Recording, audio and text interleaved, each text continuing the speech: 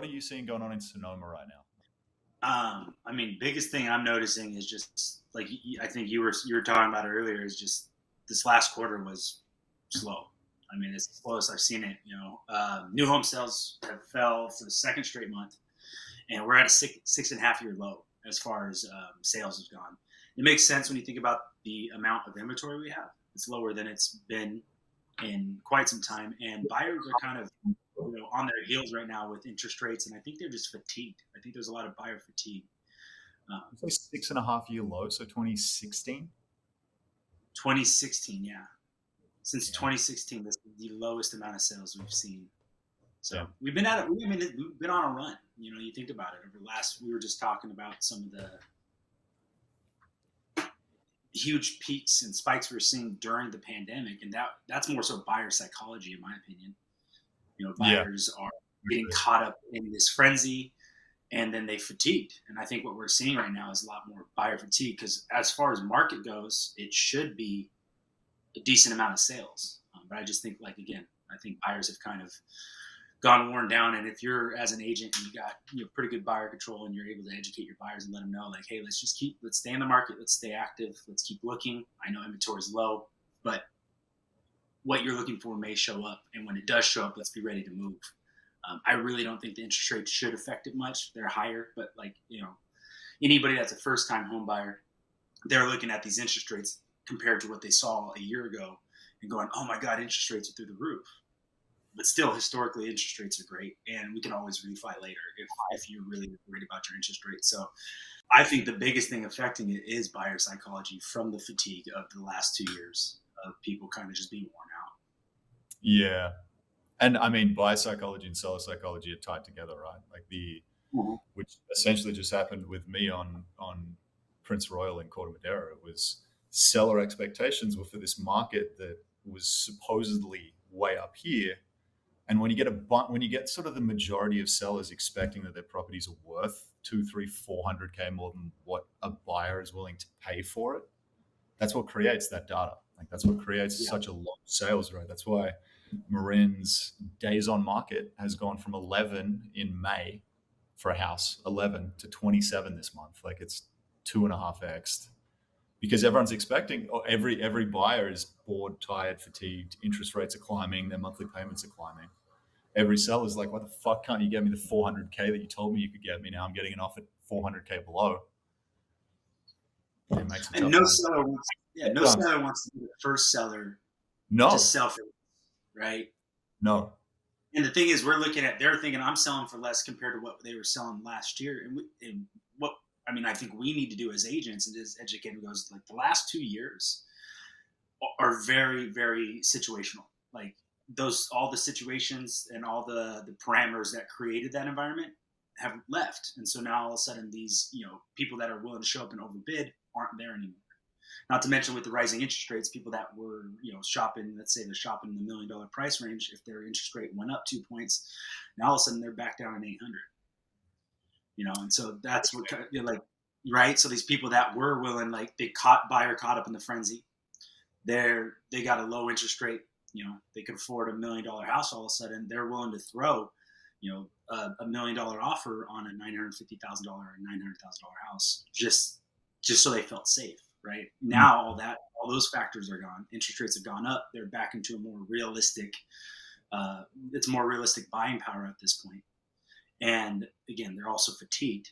And then you look at the other half. Why this last quarter was so, we'll call it slow, is because I think sellers are holding on to the market of old. They don't want to be the first one on the block to sell at asking, below asking, because everything else has been selling for 2-3% over asking. yeah, yeah. No, and even taking it down to San Francisco too. So 2077 Jackson. Essentially, this is a two-bed, two-bath condo listing. I comped it in March or February at let's say 135, maybe 1.4 on a really good day.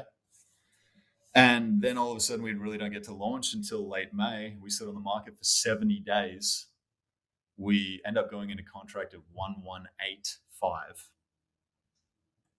Where are we? It's 225K below expectation or hope, dream expectation. Then we fall out of contract after 14 days and have to figure out how the fuck to go back on the market and try and sell again, essentially. And at that point, my seller was just so fatigued. He was the first of the batch of listings to accept a lower than asking offer. Yeah, we were below asking when we accepted it.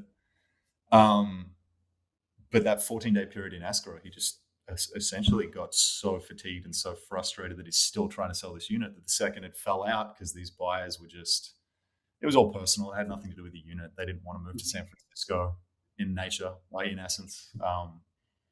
So when it goes back on the market and I call every fucking agent in town, I say, this is the deal. We were in at 1185. I can get you a deal at 11 today. Get the deal done. It was still kind of difficult to find somebody to buy a fire sale of a fire sale, which is really indicative of the market and the buyer psychology. Like every buyer was too scared to pull the trigger on something 200, 300, 400, let's say 2.5, 250K below what they would have paid for it in February or March if they competed. It has them questioning the value of the home, right? And that's the problem with, like, and this is any market. If the house sits for too long, even though the house might be great, it might just have sat.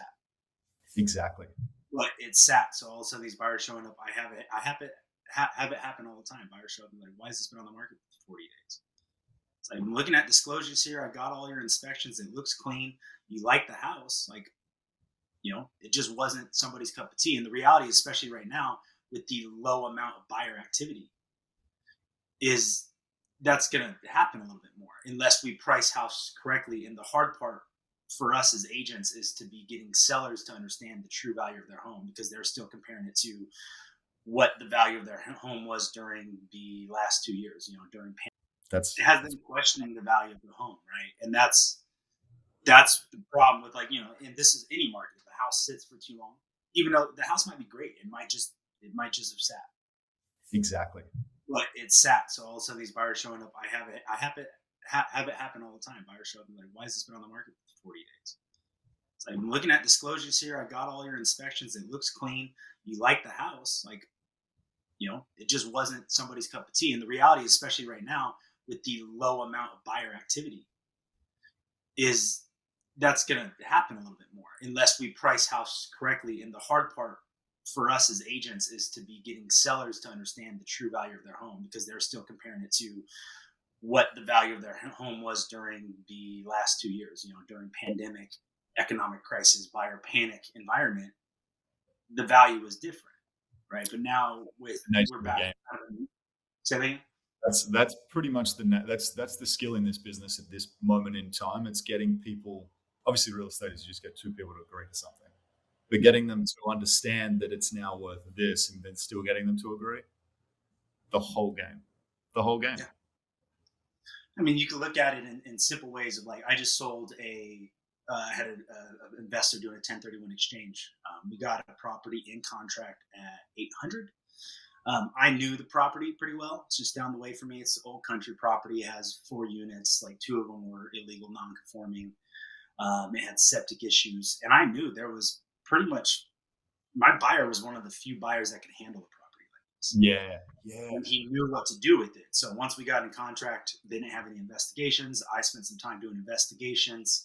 I went down to the county. I went crazy on this one. And by the end of it, we got it down to $700,000. And that's what we wasn't at. But that was the true value of the property, But the seller at the time, when he put it on the market, he's like, I'm gonna capitalize on this frenzy.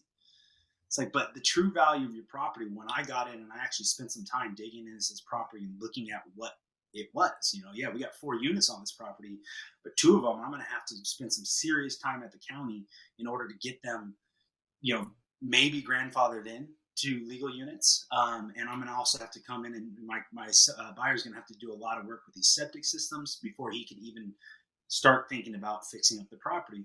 Again, very small buyer pool. But if you're just looking at, the last 2 years worth of numbers, you're thinking like, oh no, I have 5 acres. This should be worth, $1 million. It's like, yeah, it'd be worth $1 million if you had a brand new 2,000, square foot home with an ADU on it. Yeah, that would be the value. But we now need to have enough of those happen, enough again, agents getting there and really doing their job for their buyers. I think getting them the correct price for the house to Hmm. let this market kind of even and level, to kind of get rid of that buyer psychology that created those kind of those more panic buys and people willing to Yeah. offer more right now.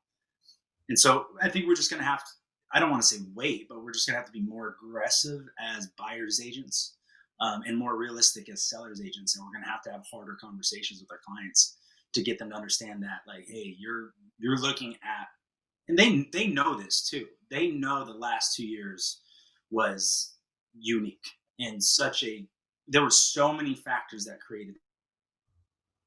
Hmm.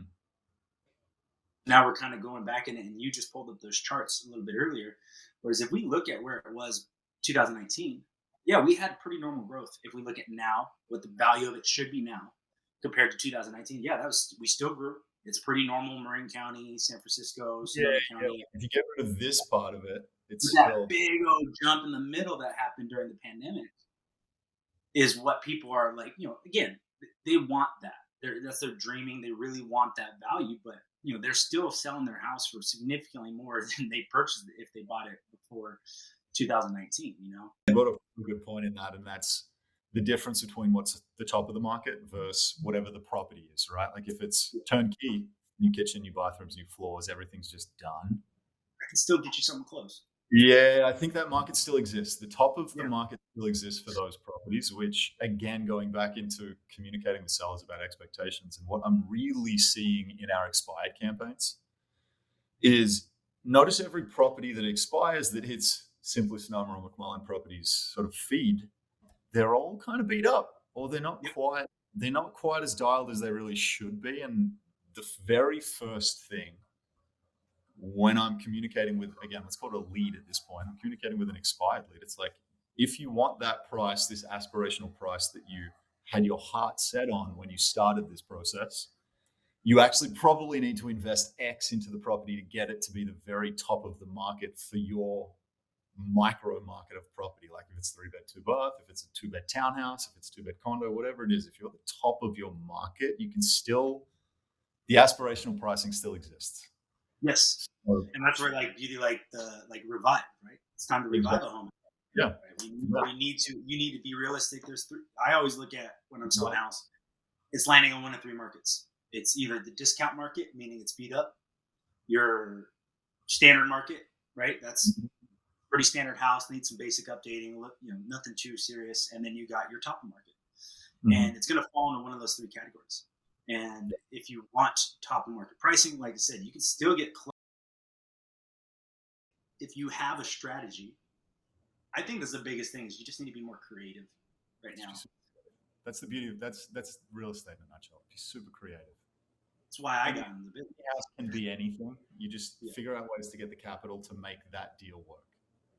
100%. It's like the reason why I got into real estate. I got into real estate investing, right?